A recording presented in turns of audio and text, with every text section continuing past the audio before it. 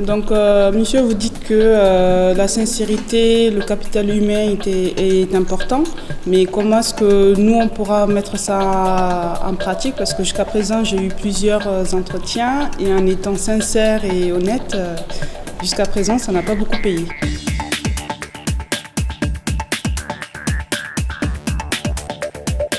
Après plusieurs mois de réflexion sur le pourquoi et le comment nous allions aider les personnes qui sont à la recherche d'un emploi ou plutôt d'une activité professionnelle pour pouvoir les amener à reprendre confiance en eux, se reconstruire et avoir un projet professionnel sur lequel ils vont pouvoir s'appuyer pour soit proposer leurs services à des sociétés, soit créer leur propre société.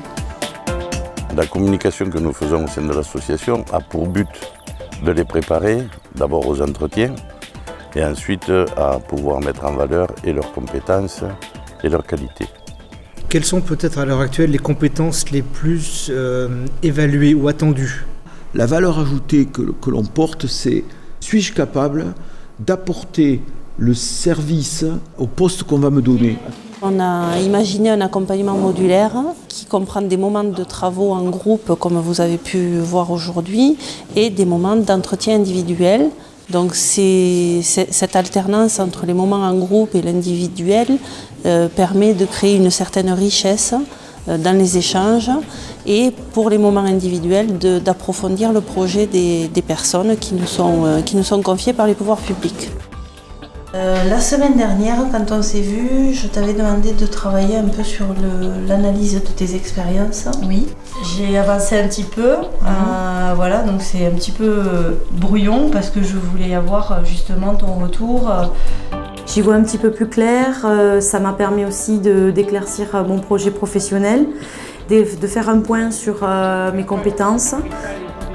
On retravaille un peu le CV, on retravaille les lettres de motivation. L'important aussi et la richesse aussi de cette association, c'est les échanges qu'on peut avoir.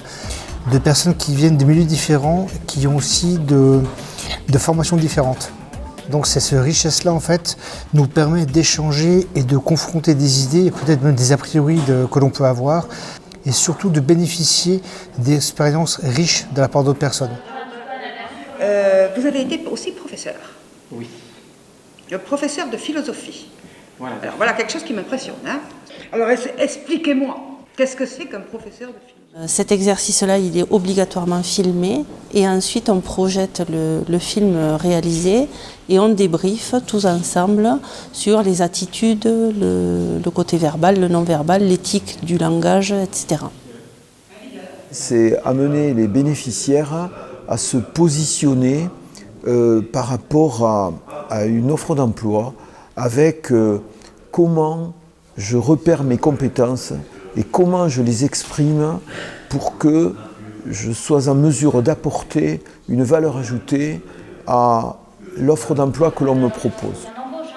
Moi personnellement, l'association m'a permis de faire un tri. Je suis issue de l'hôtellerie-restauration pure et dure, de changer, de transférer mes compétences dans un nouvel univers. Donc maintenant, je passe des diplômes en comptabilité, mais refaire un CV dans ce sens-là, dans la comptabilité, donc me former et décrocher un diplôme en comptabilité.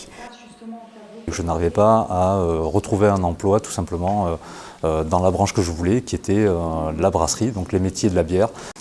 Aujourd'hui, j'ai réussi à monter mon projet. La société est en activité depuis le 1er mars et les premiers brassins devraient sortir fin avril, début mai.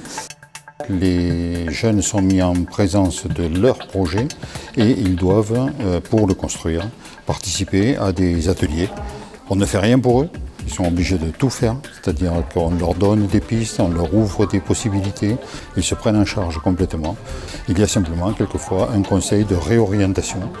Et lorsqu'on réoriente quelqu'un, ou du moins qu'il se réoriente, on arrive quelquefois à des effets surprenants et des résultats qui sont aussi surprenants.